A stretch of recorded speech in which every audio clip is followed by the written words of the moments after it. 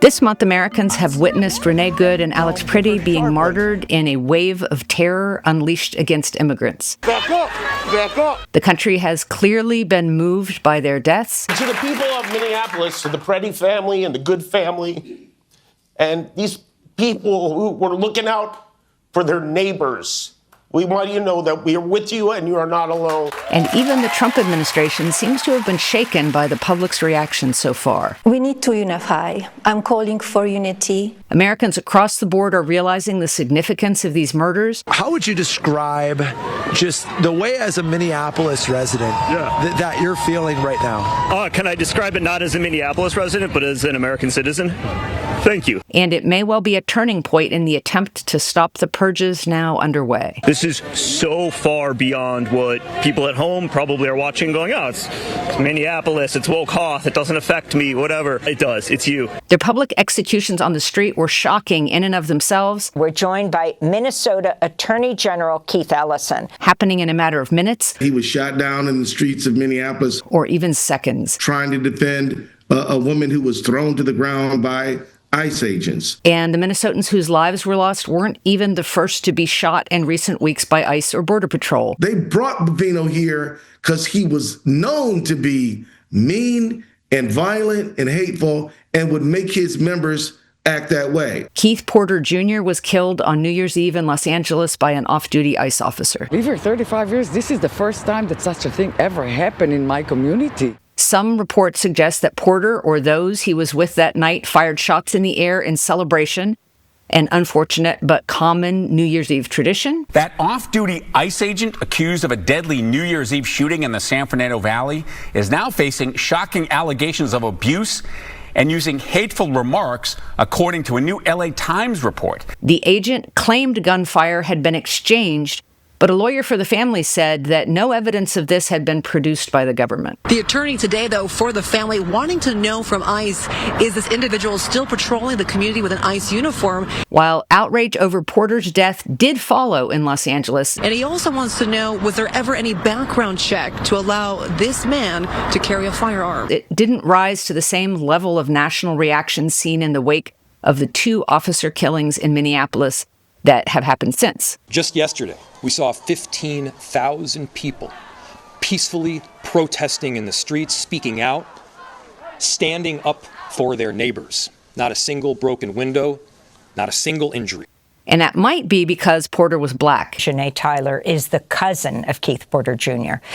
She is the parent and family organizer for Students Deserve, and she's a Black Lives Matter Los Angeles member. As well as the lack of any video recording the officer shooting him. Everyone in that complex has said that they loved him, that he was, even amazing towards them. He had only been there for 11 months, and they knew everything about Keith, but they knew nothing about his murderer. His cousin told The Guardian that, as an organizer, I never thought I would be standing here for one of my family members. They stole Keith from us. Make no mistake, as far as the family is concerned, this man is a murderer. The family has asked for help to force accountability from the officer and to bring some kind of justice. Porter's mother, Franciola Armstrong, spoke at a vigil this weekend. From day one that he was born, I knew he was my joy. Porter, like Renee Good, was a parent. The most important thing to him was his children and his family. And stories about his death mentioned his help with kids in the foster system and his work for a time as an aide to kids with special needs. My son, the biggest heart, sympathetic, appreciative, so much gratitude. When someone is killed by law enforcement of any kind, there's often a rush to try to show that they were good enough people that they deserved not to be shot. Do you agree with the assessment from some of your own officials that Alex Pretti is a domestic terrorist or an assassin? Well, I haven't heard that, but certainly he shouldn't have been carrying a gun. Today, I want to talk about how these murders of those seen as good tend to galvanize the public against state violence in helpful ways. This started as a pretext about immigration and the fraud, whatever. It's well beyond that now. It's into your Second Amendment, it's into your Fourth Amendment, it's into your Sixth Amendment. While also looking at why emphasizing the victim's innocence can be a trap. How long will you stay out here? Till my balls get cold. When I wrote my global history of concentration camps, it was a heavy burden of a book to write. We're joined by Andrea Pitzer, journalist and author. Her book has just been published. It's titled One Long Night, A Global History of Concentration Camps. A key reason I decided to write it, as unqualified as I felt, was because in the course of writing my prior book, I discovered that no one had written a comprehensive history of how and when concentration camps had come into the world. At the time, I realized that this was a phenomenon that went further back than the Nazi camps, and it went all the way back to the 1890s. And how humanity had somehow managed to get to Auschwitz. Looking back from the vantage point of today, the idea of a developed nation bending all its modern might into the annihilation of a people is so huge still in this singular moment in history that it kind of obscures everything that came before and came after. Let alone what happened to this kind of detention after the Nazis were defeated. But there's really a very long story that I think needs to be paid attention to because these things don't rise out of nowhere. And so learning the warning signs, learning to pay attention, seeing how everything did unfold. So in my introduction to the book, never shall I forget that night, the first night in camp that turned my life into one long night, 7 times sealed. Elie Wiesel, Night. I laid out some principles to define and make it possible for readers to recognize what a concentration camp even was. For the purposes of my research, I defined concentration camp as mass civilian detention without trial, usually on the basis of ethnicity, political identity, race, or some group characteristic along those lines. And I addressed the fact that there were edge cases that I just didn't have enough pages to be able to dive into. Because the truth was I had already far exceeded the word count that my publisher wanted from me. The concentration camp idea has roots in a lot of different things from around the world. I referenced some examples of things that might not start out as concentration camps, but can wind up effectively becoming them. In ancient China, imperial China, there were forced labor, generally in service to the emperor, so not necessarily punitive, although the work could be very dangerous. I talked about refugee camps that continue for years and years. You also had forced labor in the Roman Empire. And there were many examples of punitive labor that functioned at different places and different times in different societies, different ways. I talked about a criminal justice system in which law enforcement could be done so disproportionately to the population that being born into a certain racial or ethnic group would mean facing a significant risk of imprisonment not borne by other groups. But you don't really have this kind of mass detention of people until fairly late in history. And sometimes in those systems, though, in theory, detainees are supposed to get a speedy and fair trial. I was a court watcher for Prince George's County, Maryland for 2.5 years. And what that means is, in my estimation, I have listened to about 4,000 bond hearings. They become mired in pretrial waiting. I'm going to talk to you about mothers being held in jail pretrial, being separated from their babies, with no idea when they will have their day in court or be free. These women are not flight risks or dangers to the community at all. But time and time again, these judges would give them these bails that they can't afford. And when it comes to the U.S. criminal justice system, there are parallels. But days go by, and weeks go by, and months go by, and they're still in there. One aspect that these two have in common is that questions of innocence and guilt become very warped. Any time in there is traumatic, and you could die. Short of dying, you lose your job, you lose your housing, you lose your kids. So it's not just these mothers that suffer, it's their children. You take away the moms, they're the cornerstones of the family, the cornerstones of the community. Here's how I wrote about it in the book. Concentration camps housed civilians rather than combatants, though at many points from World War I to Guantanamo, camp administrators have not always made an effort to distinguish between the two. Detainees are typically held because of their racial, political, religious, or cultural identity, not because of any prosecutable offense, though some states have remedied this flaw by making legal existence next to impossible. Which is not to say that all detainees are innocent of criminal actions against the government in any given system. Rather, the innocent and the guilty alike may be swept up without distinction or recourse. The acting director of ICE appears to be off the hook to appear before a judge in Minnesota this Friday. That is after the agency released the undocumented immigrant at the center of a major court fight over the alleged due process failures. What does the phrase in that paragraph mean when it says legal existence is next to impossible? The judge in that case said the director needed to explain why the man was not given a bond hearing and why ICE was seemingly ignoring the judge's orders. Concentration camp regimes and authoritarian states alike use existing legal systems to make it impossible to exist for members of the targeted population. Congresswoman Judy Chu says there are plenty undocumented immigrants currently in custody right now that deserve a bond hearing. Now she hopes more of those immigrants will get that. In Nazi Germany, this meant restrictions on Jewish residents. ICE is acting with impunity. They think they can get away with anything. They were stripped of citizenship, of the right to hold a wide range of jobs. These detainees are usually mystified. They don't know when the next time is that they will get to talk to a relative or to an attorney. They were forbidden to use public facilities like main streets, public buildings, national memorials, theaters, and more. As the legal fight grows, immigrant detention is surging. ICE holding about 65,700 people by late 2025, the highest level ever recorded, according to Syracuse University. Living as a Jew in Nazi Germany, it became harder and harder to go through daily life without breaking laws. And nearly 3/4 of those detained, about 73%, had no criminal conviction. In Myanmar, this meant stripping the Rohingya Muslims of their identity cards, rendering them unable to vote, tracking and limiting where they could live and their movements, even putting them in camps. In South Africa under apartheid and in Jim Crow America, how the government classified your race determined where you could live, whom you could marry, whether you could vote, and what public facilities you could use. What the Trump administration is doing now to make life similarly illegal for immigrants of all kinds, whether they're documented, undocumented, or have become U.S. citizens, is very similar. They are administratively fighting to keep citizenship from those in the process of applying for it.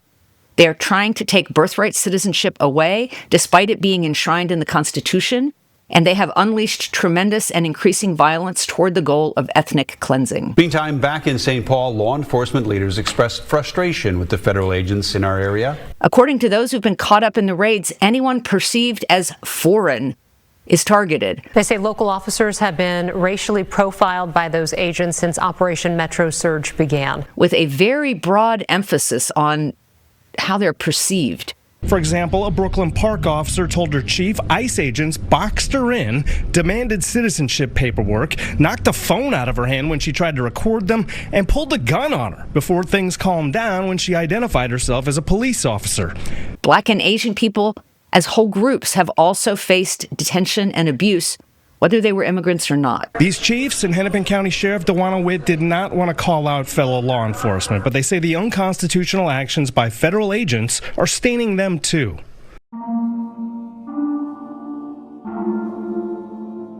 One solution for those who are less vulnerable, those whose lives are perceived by the dominant culture as more valuable or more innocent, to stand up next to those who are targeted. Savannah Essick Fox and Emily Miller started Pink Poster Club. They hang flyers with information on civil rights and run a grassroots network of residents keeping tabs on ICE. Most are moms. In some instances, they may belong to other classes who are simply less maligned at the moment. This was the case with the many American Jews who joined Black Americans in the civil rights movement in the U.S. in the middle of the 20th century. There's a level of privilege we have. We have comfortable lives here in Evanston. Like, there is a safety that we have, and that privilege we can use to do some good. Married to a woman, Renee Good was a member of a targeted group as well. Jennifer Moriarty shows us the bruises on her arm. Those she says she got while being detained. But in theory, one statistically less vulnerable to state violence than the people ICE or Border Patrol were hunting that day. That was a crowd of probably 70% women, and these men were out there pulling their guns and trying to mace people. They're afraid of communities who are on alert. In other instances, as with Alex Pretti, the life of the person who allied himself with the ones the government was targeting for violence should have mattered most of all to that government. Sources tell CNN that Alex Pretti, the man who was fatally shot in Minneapolis last week, had an encounter with federal agents a week prior. As an American-born, gun-toting white man who supported veterans at his work and seemed to be projecting his own strength and resolve, Pretti had stopped his car when he saw ICE agents chasing what he described as a family. They say that he began shouting and blowing his whistle. That's very much the model of what Stephen Miller claims to want for the country. He also had told these sources that he was tackled to the ground by 5 agents, one of whom leaned on his back, and that encounter left him with a broken rib. One source saying that that day he, quote, thought he was going to die. And yet, Pretti did the unthinkable. New video appears to show Alex Pretti 11 days before being fatally shot by federal immigration agents. Kicking a federal vehicle, agents are seen tackling him to the ground, and he walks away, a gun visible on his waistband. He made himself as vulnerable as the people that Stephen Miller wants to ethnically cleanse from the United States. It's you as well now. Wake up. Please watch what's happening here. I feel like we're performing CPR on what may already be a corpse called the Constitution. It's a good reminder that in the eyes of the government, innocence can only be maintained by supporting their violence and going along with their agenda. Yeah, there's plenty of people online laughing at us and going, ha, tryhards, but I think it's worth it, and I hope you do too. And when people are killed because they refuse to support that violence, or because they just happened to be in the middle of a road that ICE wanted to drive down, or because they were celebrating with friends on New Year's Eve, let me emphasize that it is so important to talk about the beauty of their lives and how they lived them, to share that loss, and to demand justice for the loss. For days, she's been called the woman in the pink coat, and she captured the crucial video showing exactly what happened when Alex Pretti was shot and killed by DHS officers. She had not come forward until today, and her name, which is being revealed for the first time, is Stella Carlson. Yet when people use the language that, oh, he shouldn't have been shot, he was completely innocent, meaning that he was a good person who lived a wholesome life, or that he just didn't happen to be attacking in that moment, it can be a dangerous step in another direction. I just feel called to be somebody to show my face and represent that. We ask the ICE agents and all of the people in the streets who are infiltrating and making us unsafe to do the same thing. Only being able to mourn or demand justice for the purely innocent binds the public into a tighter and tighter trap that ultimately harms everyone. I think because of the protections that have been given to them, I don't think they have a reason to feel anything but confident about what they're doing, and that this is some type of video game. If the government can bend the laws or the judicial system's interpretation of them, it's possible to make it so that no one is innocent and no one has the right to demand justice for themselves or anyone else. And I knew he was gone because I watched it. And then they come over to try to perform some type of medical aid by ripping his clothes open with scissors and then maneuvering his body around like a rag doll, only to discover that it could be because they wanted to count the bullet wounds to see how many they got, like he's a deer. Along with those 3 non-immigrants shot in the streets of our country in the last month, we have also learned of deaths inside detention facilities. Last year, a record 31 people died in ICE detention. And this year, within the first 2 weeks of the year, we'd already seen 6 deaths. One of them was Geraldo Campos. Scripps News investigative correspondent Patrick Terpstra is live in our D.C. newsroom. A Cuban immigrant who had been arrested in 2003 and convicted of sexual contact with a minor. According to ICE, he became agitated in line for medication and started experiencing medical distress. That is what ICE told us on January 9th, several days after this death occurred. Serving a year in prison before being released. But then ICE started getting phone calls from detainees inside Camp East Montana saying that was far from the whole story. He had since been convicted of attempting to sell a controlled substance and spent 5 years in prison and 3 years under supervised release, which ended almost a decade ago. Well, we just got a report out, the autopsy from the county of El Paso, and that autopsy saying that the manner of death here was homicide. According to the medical examiner's report and to witnesses, Lunas Campos was choked to death by guards at Camp East Montana in Texas. Important also to note here that homicide does not mean murder, that this simply means that this death was caused by a person. But ICE and the Department of Homeland Security now changing its story a little bit. And while there's still a lot of information yet to come out, and we need to know more details about what group of people may have been involved and who ultimately is responsible, we can still talk about this killing in principle. We asked them today about that initial statement that this was medical distress. Now they're saying that Campos Lunas was trying to take his own life and that guards actually stepped in and intervened, and in the course of doing so that he had died. But I want to point out that that is not in the homicide report. Last summer, the Associated Press reported that the $1.2 billion contract to build and operate Camp East Montana was awarded to a private contractor. But I want to talk a little bit more about Camp East Montana. This particular facility is, for now, slated to become the largest detention facility in the United States. It really is more like a tent city out in the desert in El Paso.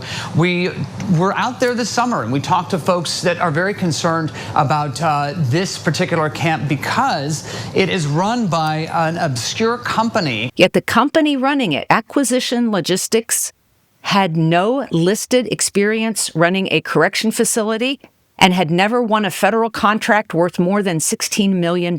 They never answered our questions about what qualifications they might have to operate a detention center. We also know that there are a huge number of subcontractors working out there, including subcontractors providing security, but the list has never been public. According to the Associated Press, the company also lacks a functioning website and lists its address as a modest house in suburban Virginia owned by a 77-year-old retired Navy flight officer. That death should be getting the same kind of outrage or even more because it was done secretly in a detention camp where accountability will be that much harder to get. If they can break the law to kill Geraldo Lunas Campos, they can break the law to kill you. Of course, some people will portray this statement as lacking any common sense whatsoever and ask, would you leave your children with a child molester? Of course not. I would argue that the government, having the ability and the power to administer law, has a higher standard of justice to uphold in terms of other people's rights than individual Americans' personal decisions about who to let babysit their children.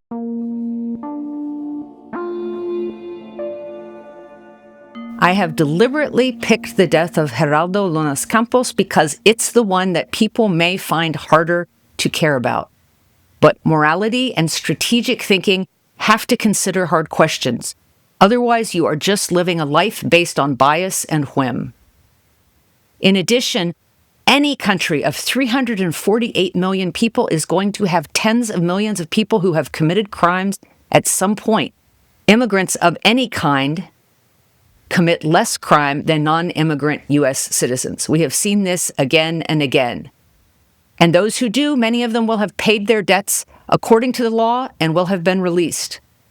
They have rights too.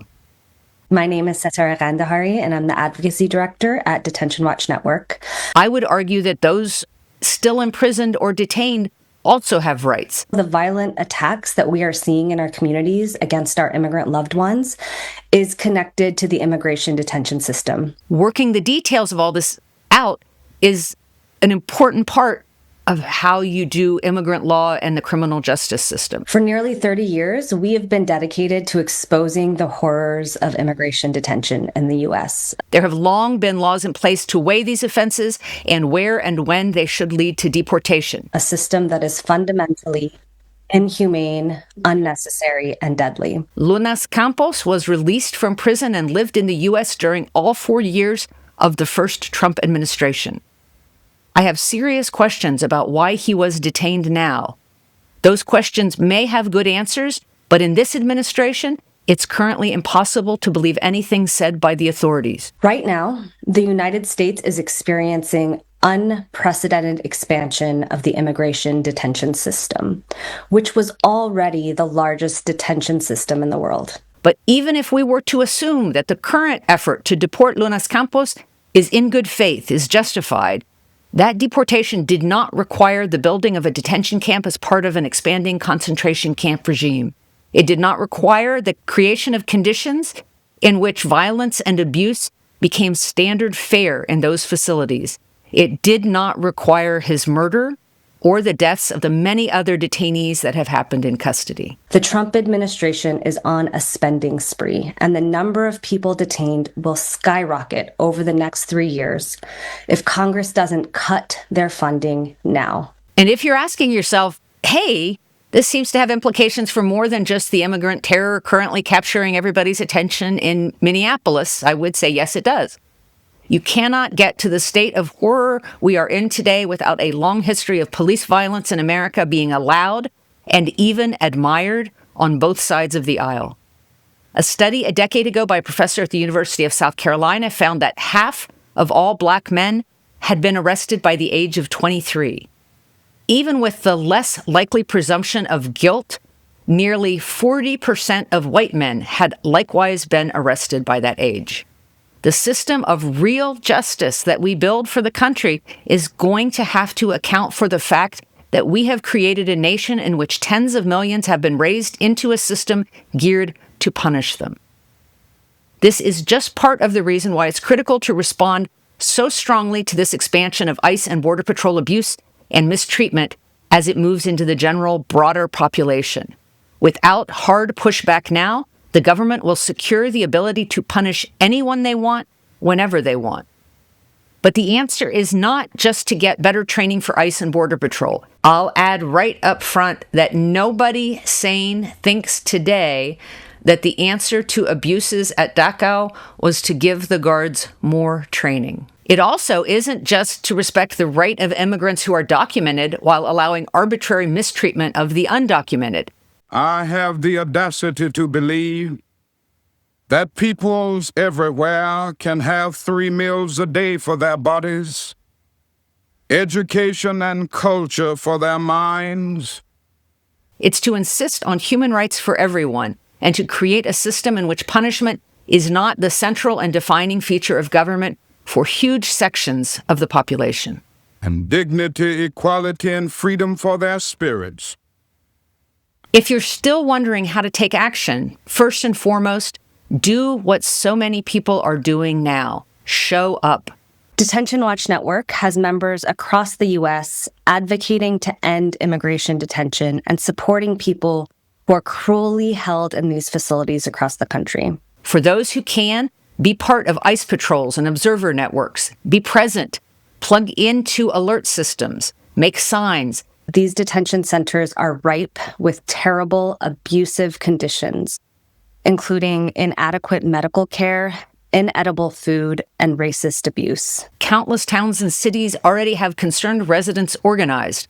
But if you find your community doesn't have much in place, it's even more important for you to start now. Our Communities Not Cages campaign supports and amplifies local community organizing to end ICE detention while illuminating the dangers of the Trump administration's multi-layered detention expansion plan. Harass your politicians. Work with them on the local level to make it harder for ICE to get collaborative agreements, whether it's law enforcement or just getting rental space or buying buildings. Where ICE is using space it already controls, target the vendors and contractors they work with, and call on local authorities to block support and other contracts for those vendors. I think this is an important story, and it'd be great to have more national media attention to it. On a state and national level, be quick to praise politicians who take even baby steps, but be just as quick to demand the next goal. The Trump administration really is trying to build Trump prison camps all over the country. If your representative denounces ICE's actions, then demand that they stop funding DHS. If they agree not to fund DHS, but only ask for simple reforms or training, press them to dismantle the agency instead. And if you look, you will find that people all over the country, including in very unexpected places, almost uniformly are pushing back everywhere they're trying to do it. And they're pushing back in diverse and interesting ways. Keep going. Get training as an observer. Last week, for example, it was Durant, Oklahoma. Local people there packed a meeting to say they don't want ICE turning a local warehouse into a giant prison. Find a community of people who are already engaged on this front. The local government in Durant, Oklahoma then passed a brand new ordinance that gives them the power to say no to such a facility. And don't let anyone tell you that murder is only murder if the victim was a saint. And that's it. Thanks for listening to Next Comes What. Please share this with one person who's looking for ways to survive this mess. To support this podcast, please become a paid subscriber at AndreaPitzer.com and consider giving Next Comes What a 5-star review where you get your podcasts.